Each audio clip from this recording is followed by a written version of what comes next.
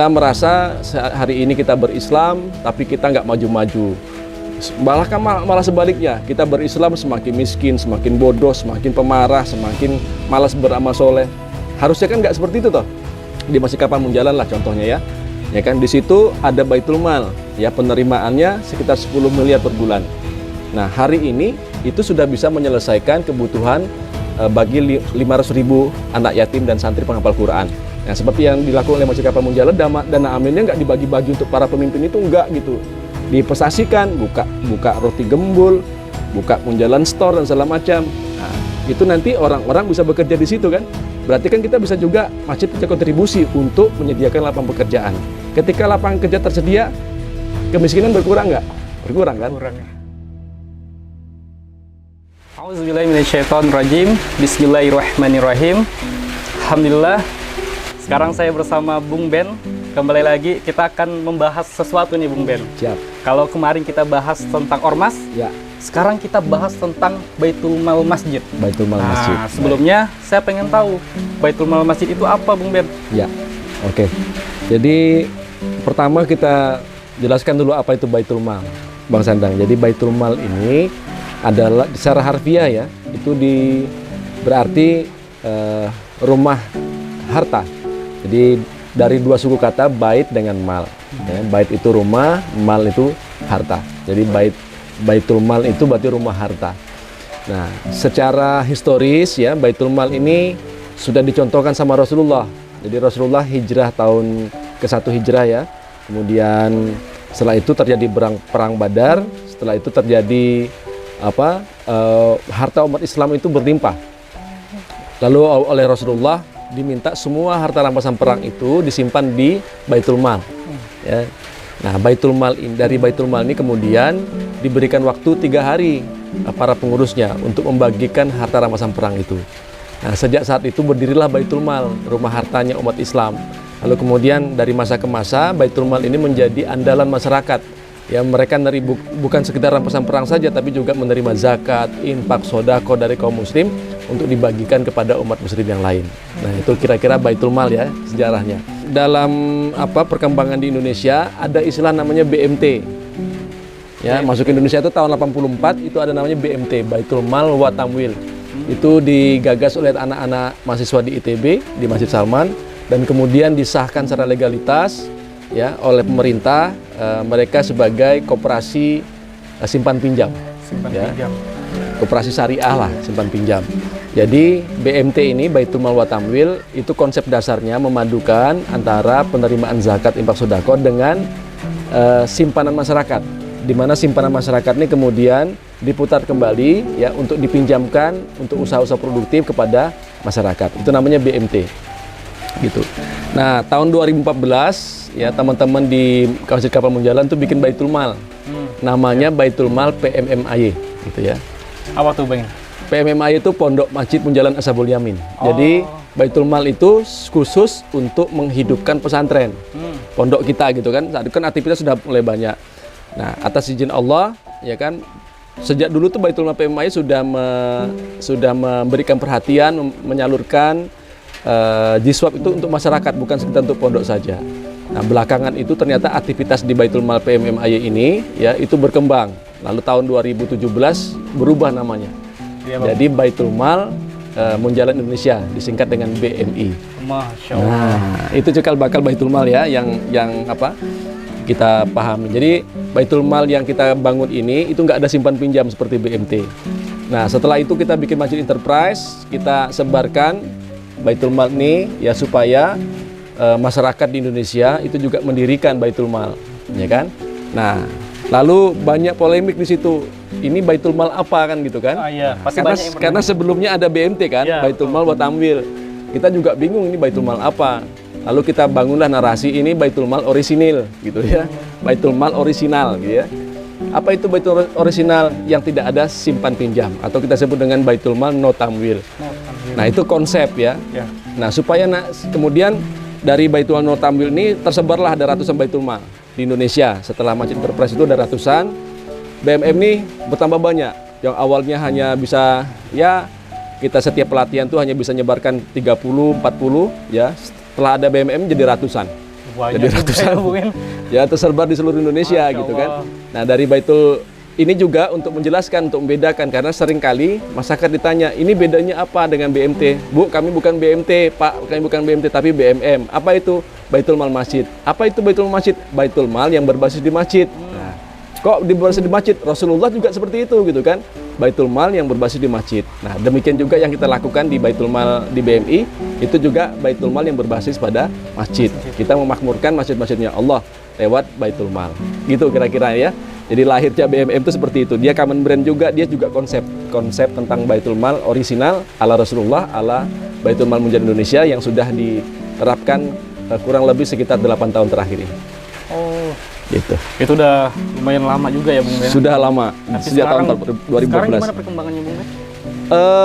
Kita kebetulan tidak menyedot laporan dari mereka ya, tapi kalau sepintas saya sering diskusi dengan teman-teman BMM ini, itu Masya Allah ya. Yang jelas Sandang bisa pikirkan, awalnya mengandalkan hanya kotak mal itu hanya kotak sebesar 30 kali 20 ya. Itu isinya nggak banyak gitu. Nggak banyak, Bung Ben. Itu Ya uang receh ya, Iya. mau masukin 500.000 juga susahnya sudah minta ampun. Iya, betul. Dan ingat loh, kotak mal tuh nggak bisa nampung motor, orang mau nyumbang tanah nggak bisa, masuk sertifikat nggak bisa. Jadi Bung Ben, tadi katanya bisa nampung motor, bisa nampung tanah. Itu gimana tuh, Bung Ben? Nah makanya kita minta untuk bikin Baitul Mal. Tadi kan kotak mal ya namanya kotak amal, yang orang Indonesia bilang kotak amal. Itu kan sudah lalu lubangnya kecil kan, kotaknya kecil, itu nggak bisa nampung apa-apa. Makanya kemudian masjid-masjid itu hanya bisa nampung ya paling laju 1 minggu setiap hari Jumat ya. Iya. Itu paling lah 3 juta, 4 juta. Kalau Iya, masjid-masjid besar tuh ya mungkin sekitar 10 juta gitu ya. jutaan. Nah, tapi dengan membuat rumah mal, Baitul Mal itu kan sebesar rumah ini nih. Iya. Ya kan? Itu bisa nampung segalanya. Wow. Nah, kalau kotak mal itu hanya beroperasi seminggu sekali, kalau Baitul Mal bisa beroperasi 24 jam. Ya kan? 7 hari ya dalam 1 minggu, 30 hari dalam 1 bulan. Kenapa? Karena dia membuka rekening dan bisa menampung banyak uang gitu kan. Nggak hanya 1.000-2.000 saja, tapi bisa 1 juta, 2 juta, 1 miliar bahkan bisa ditransfer ke situ kapanpun gitu mereka mau.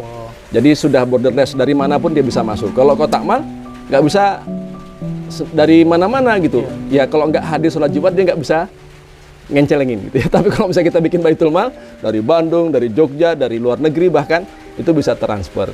Nah bedanya lagi Baitul Mal ini juga menerima harta berupa wakaf. Nah kan umat kan kepengen juga aset-asetnya, harta-hartanya bermanfaat bagi kemaslahatan ya. Mungkin ada motor yang kelebihan motor.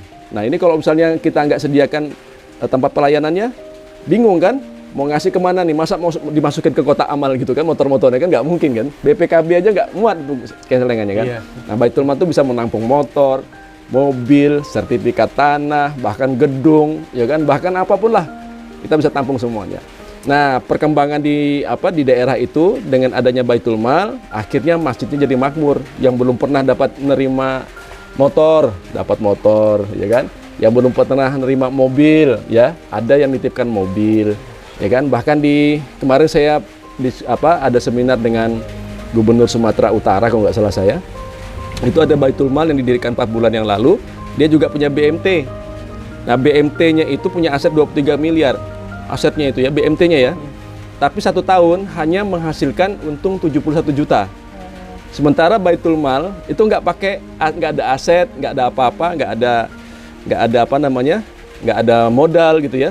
Itu 1 tahunnya bisa menghasilkan 900 juta. Wah, Hanya 4 bulan gitu. 4 bulan, Coba, Bung Ben. yang satunya BMT hanya bisa menghasilkan 71 juta per tahun, per tahun ya. ya kan? Sementara yang BMM-nya ini, Baitul Mal Masjidnya itu hanya operasi 4 bulan sudah menghasilkan 900 juta. Dan 900 juta itu bukan untung ya, itu langsung dikasihkan ke masyarakat. Langsung dikasih lagi. Ya, Bung Ben. kalau 71 juta itu masih dikurangi dengan operasional, masih dikurangi dengan bagi hasil segala macam. Kalau ini 900 juta itu udah langsung dikasihkan ke masyarakat. Lah, pilih mana? Mau BMT atau Baitul Mal Masjid? Bung Ben, ngomong-ngomong, ini tujuannya apa sebenarnya, Bung Ben?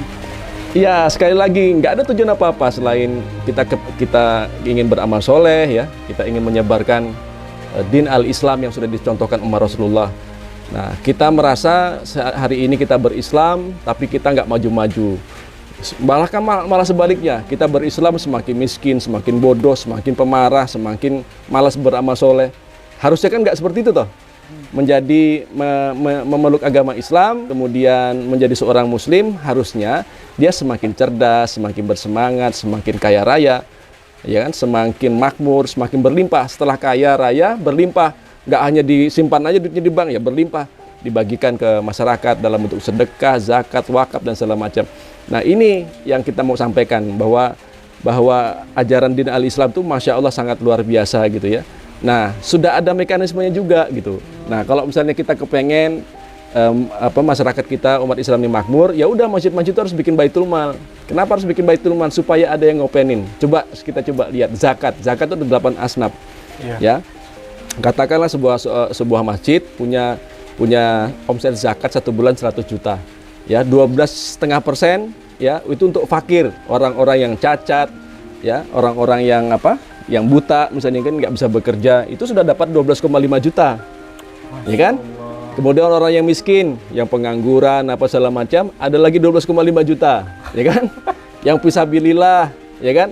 Fisabilillah itu siapa? Misalnya marbot masjid, ya, kemudian tukang mandikan jenazah, punya jatah 12,5 juta. Ya kan? Kemudian siapa lagi? Musafir ya. Ya kan, fisabilillah kan bisa juga dapat, ya kan. Kemudian gorimin, rikop dan segala macam kan, itu masing-masing dapat 12,5 juta. Itu semua dibagikan ke masyarakat. Nah, bayangkan kalau misalnya itu baru 100 juta. Kalau misalnya omset Baitul Mal 1 miliar, zakatnya berapa coba? Kan berlimpah artinya.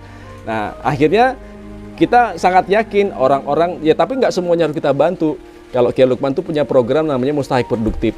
Kan banyak juga orang yang fakir tapi dia nggak produktif. Kita cari yang produktif. Kita biayain, mudah-mudahan dengan dana zakat itu dia menjadi dari mustahik menjadi muzaki. Ini yang terjadi di Masjid Kapal Munjalan kan? Dibina ada ratusan mustahik, ya kan, awalnya dia dikasih beras, sembako, tapi diajarin ngaji. 4 bulan berikutnya dia jadi muzaki, dia malah nyumbang ke Baitul Mal. Masya Allah. Ya kan, kalau nggak salah kemarin saya tanya dengan Bang Ridwan, 6 juta malah 1 bulan. 6 juta. 6 juta, Masya Allah. Dia bisa menghasilkan sumbangsi untuk masjid kan, Masya Allah. Masya Allah, luar biasa. Nah, seperti itu kalau misalnya dia sudah terdidik, ya, para mustahik itu, para penerima asnaf zakat itu sudah terdidik, dia pasti akan lebih baik. Gitu. Itulah fungsinya Baitul Mal. Gitu. Bung Ben, ini kan luar biasa ya manfaat dari Baitul Mal masjid ini. Kira-kira Bung Ben, ini bisa nggak mengatasi kemiskinan Bung Ben? Saya nggak tahu, tapi kalau di Masjid Kapal Munjalan prakteknya sangat bisa gitu. Sangat bisa. Jadi Baitul Mal ini dia kan ada 4 ya, ada 4 sumber pemasukan. 1 dari zakat, ya, kemudian dari infak. Infak itu misalnya gerakan infak beras itu juga infak. Kemudian dari sodako itu bisa berupa sumbangsih tenaga. Ada seorang notaris yang kepengen menjedekahkan tenaganya. Misalnya kita buka puasa bersama nanti nih, ya kan, temporary ya, ada sedekah takjil gitu ya. Kemudian ada sedekah, kayak misalnya kita bikin namanya sedekah akbar setahun sekali, temporary gitu ya, itu namanya sedekah. Kemudian wakaf. Nah, kita coba lihat bagaimana kemudian bisa nggak Baitul Mal ini memakmurkan atau menekan kemiskinan. Jawabannya sangat bisa. Misalnya sebuah masjid nih di sebuah kelurahan, di Masjid Kapal Munjalan lah contohnya ya kan, di situ ada Baitul Mal, ya, penerimaannya sekitar 10 miliar per bulan. Nah, hari ini itu sudah bisa menyelesaikan kebutuhan bagi 500.000 anak yatim dan santri penghafal Quran. Berarti itu ada penghematan luar biasa dari pesantren-pesantren. Akhirnya pesantren itu bisa menyerap juga tenaga kerja tambahan kan? Kenapa? Karena dia masih ada dana sisa. Mereka juga nanti kemudian bisa mengalokasikan dana berasnya itu untuk mengembangkan hal-hal yang produktif, buka pertanian, buka usaha-usaha seperti minuman dalam kemasan kah, atau air galon kah, itu juga menyerap tenaga kerja. Berarti menyelesaikan juga masalah kemiskinan. Nah, zakat itu sangat luar biasa. Udah jelas itu kalau udah mustahik itu udah pasti fakir miskin, ya. Ketika dia dididik dan diopeni oleh masjid menggunakan dana zakat, insya Allah mereka pasti akan beranjak dari miskin ini menjadi lebih baik lagi. Nah, kemudian para santri-santri ini, kalau misalnya kita sudah bisa punya dana, kita bisa pilih orang-orang cerdas, orang-orang jenius, orang-orang yang punya semangat, berkompetensi tinggi, punya jiwa kepemimpinan yang baik, ya. Kita support, sekolahkan dan segala macam, berharap orang-orang baik ini ya nanti kembali ke tempat yang baik, kemudian berkontribusi yang luas bagi masyarakat. Ini juga bisa menekan pengangguran. Nah, yang terakhir, dana amil. dana amin jangan dimakan gitu. Ya boleh lah, itu hak ya, sah ya. Tapi kalau bisa diinvestasikan kembali. Itu apa? Ya, supaya kita bisa menyerap tenaga kerja. Ya, seperti yang dilakukan oleh Masjid Kapal Munjalan, dana aminnya nggak dibagi-bagi untuk para pemimpin itu, enggak gitu. Sama Kiai Lukman dikumpulkan, diinvestasikan, buka roti gembul, buka Munjalan store dan segala macam. Nah, itu nanti orang-orang bisa bekerja di situ kan. Berarti kan kita bisa juga masjid punya kontribusi untuk menyediakan lapangan pekerjaan. Ketika lapangan kerja tersedia, kemiskinan berkurang nggak? Berkurang kan? Kurang. Masya Allah, luar biasa ya. Jadi secara tidak langsung yang betul-betul bisa mengurangi angka kemiskinan teman-teman. Bukan secara tidak langsung, secara langsung. Secara langsung ya. Dan cepat gitu. Iya, iya. Dan cepat. Betul. Karena memang ngambil dari orang-orang tertentu Iya. juga ya. Ya. Ya. Ini Bung Ben, ngomong-ngomong bagaimana sih cara memasifkan Baitul Mal Masjid ini? Ya, kita juga nggak bertujuan memasifkan. Jadi kita membuka ruang untuk siapapun belajar ya, belajar di Masjid Kapal Munjalan ya. Kemudian yang nggak bisa datang ke sini, kita berikan ruang untuk belajar lewat Masjid Enterprise. Ya, di Masjid Enterprise juga sudah setelah pelatihan ada juga yang nggak mau bikin Baitul Mal. Ya, kita juga nggak bisa maksa gitu. Ya monggo aja. Karena kita kan punya tanggung jawab sosial ya. Bagi mereka yang kepengen ikut memperluas fungsi masjid, bukan sekedar tempat sholat saja, tapi juga fungsi sosial, fungsi kemasyarakatan, ya monggo buka Baitul Mal. Dan ini sudah dicontohkan. Ini bukan ngade-ngade kalau dalam bahasa Kota Pontianak ya, bukan ide ngade-ngade, itu sudah dicontohkan sama Rasulullah. Dan masyarakat di Madinah itu sejahtera gara-gara Baitul Mal itu. Nah, cuman literasinya sudah hilang. Nah, kita temukan, kita praktekkan selama bertahun-tahun ini dan kita sebarkan. Ya, mungkin kita nggak bisa lagi belajar tentang bagaimana Baitul Mal ala Rasulullah yang orisinal, yang tanpa simpan pinjam. Ya udah, belajarlah sementara ini di Masjid Kapal Munjalan. Sampai ada orang-orang pintar yang menemukan kembali literasi tentang Baitul Malan di era Rasulullah. Masya Allah, luar biasa Bung Ben. Masya Allah ya teman-teman, ini isi materinya daging semua. Jadi kita bisa ambil manfaatnya. Ya. Semoga teman-teman bisa terinspirasi dari kisah tentang perkembangan Baitul Mal Masjid yang sangat luar biasa. Nah, alhamdulillah kita di ujung acara. Terima kasih Bung Ben atas waktunya. Sama-sama. Semoga selalu sehat. Amin, alhamdulillah, amin. Bung Ben selalu semangatnya tuh loh, selalu tersalurkan sama kita. Mohon doa.